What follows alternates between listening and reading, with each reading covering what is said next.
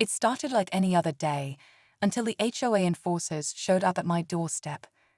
We'd been living in peace, thinking we had a good handle on the rules of the neighborhood, but that day changed everything. I was working from home when the doorbell rang. My wife answered, expecting a simple chat about our yard, but things took a sharp turn. They didn't just knock, they barged in, and before I knew it, my wife was pushed, insulted, and the situation spiraled out of control. The HOA enforcers didn't stop at rude comments, they physically laid hands on her.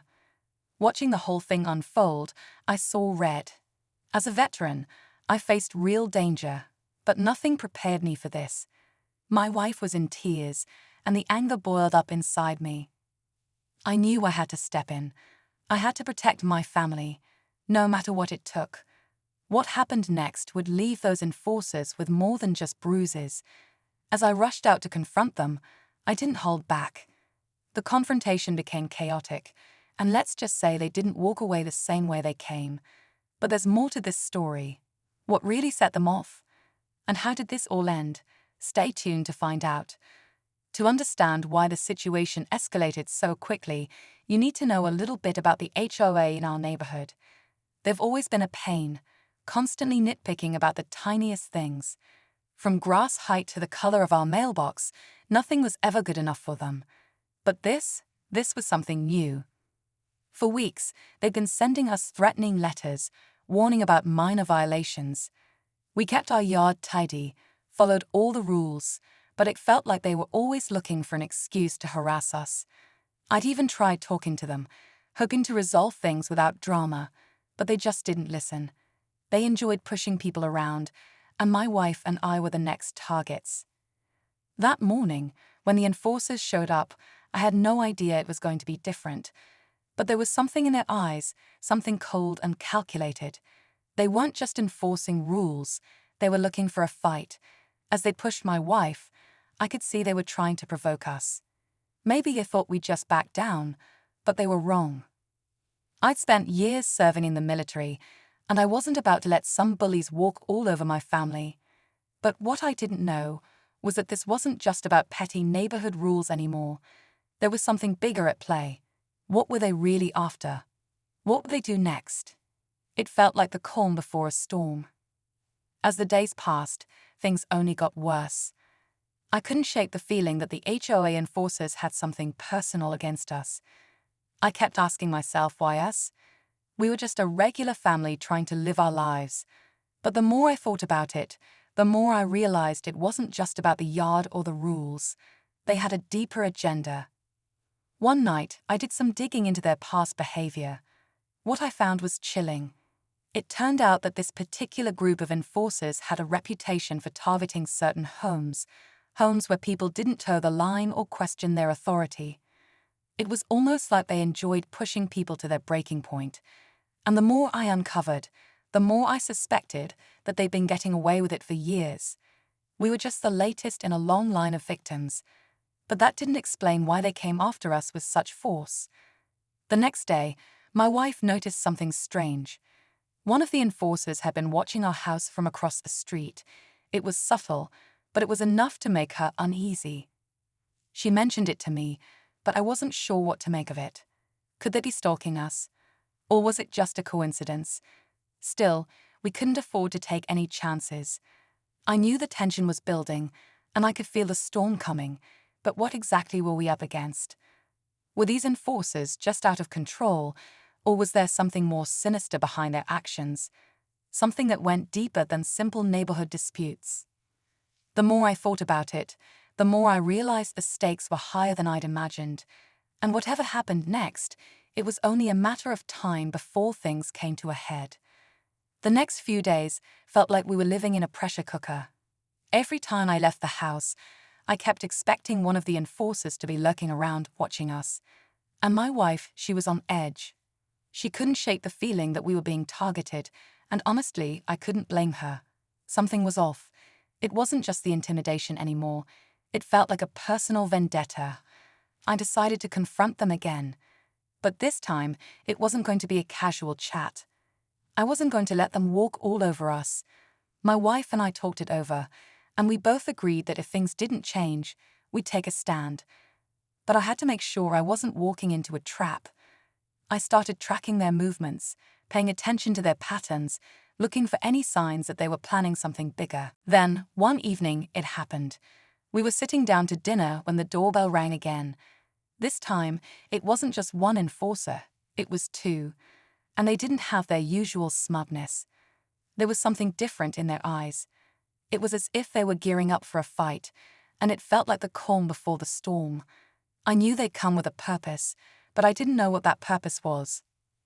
I opened the door, and without a word, one of them shoved a piece of paper into my hand. It was a final warning, but it wasn't about the yard. This was something else. Something more dangerous. I looked up, and for the first time, I saw a hint of fear in their eyes. Before I could ask what this was all about, they turned and walked away. But I knew this was only the beginning. Whatever was coming next, it was going to hit hard, and I wasn't going to back down. The pieces were falling into place, but the question was, how far would these enforcers go to get what they wanted? And how far would I go to protect my family? I spent the rest of the night staring at that paper, trying to make sense of it. The warning they gave me, it didn't make sense. They weren't just telling me to fix the yard. This was different.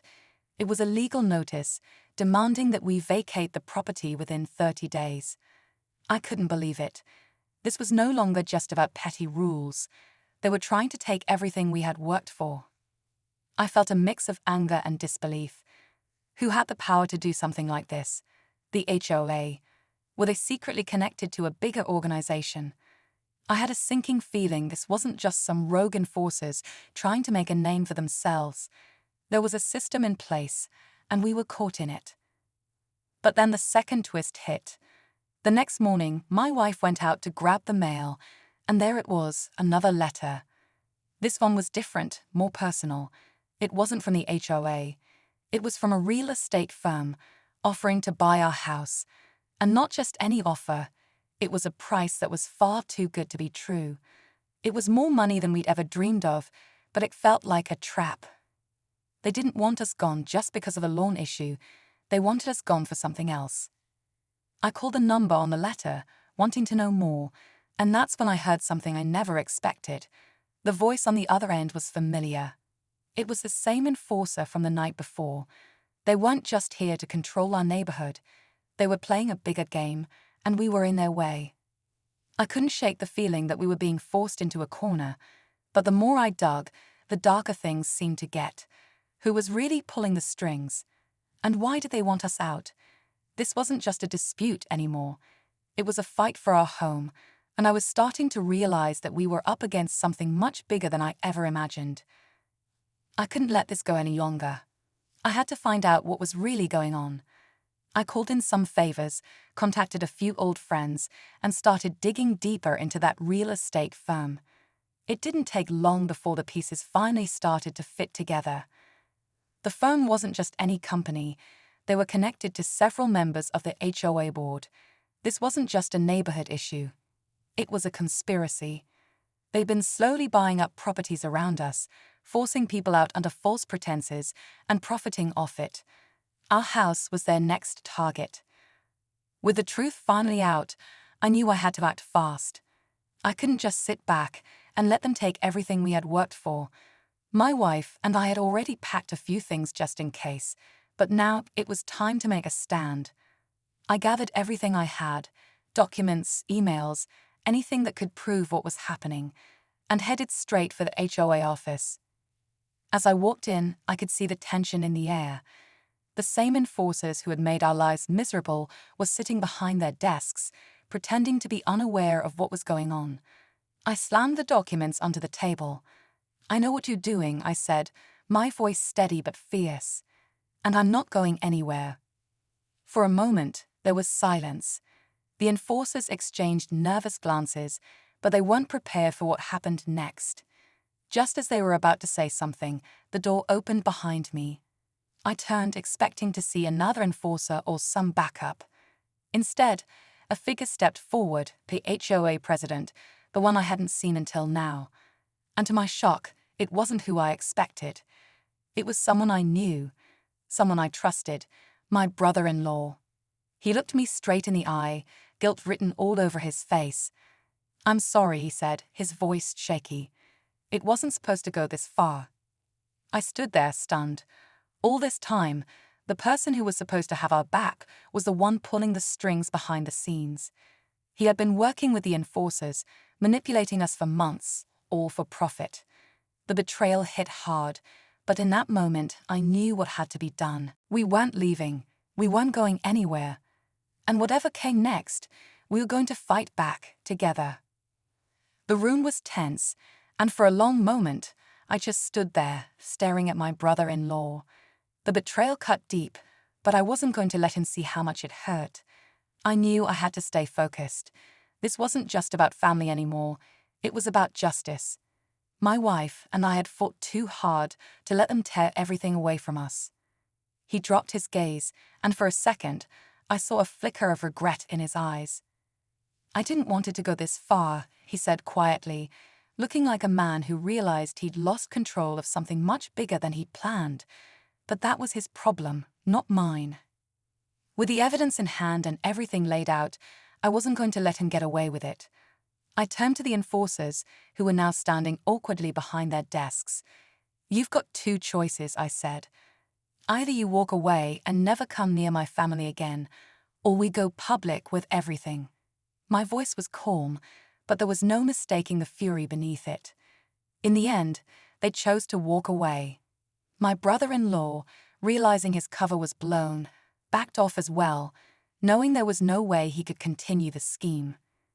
It wasn't just about fighting back against the HOA anymore. It was about standing up for what was right. We kept our home, exposed the corruption, and took the necessary steps to rebuild trust with those who had been hurt by their greed. In the end, I realized something important. Sometimes the greatest battles are the ones you fight to protect the people you love. And as for the HOA, they'll never bother us again.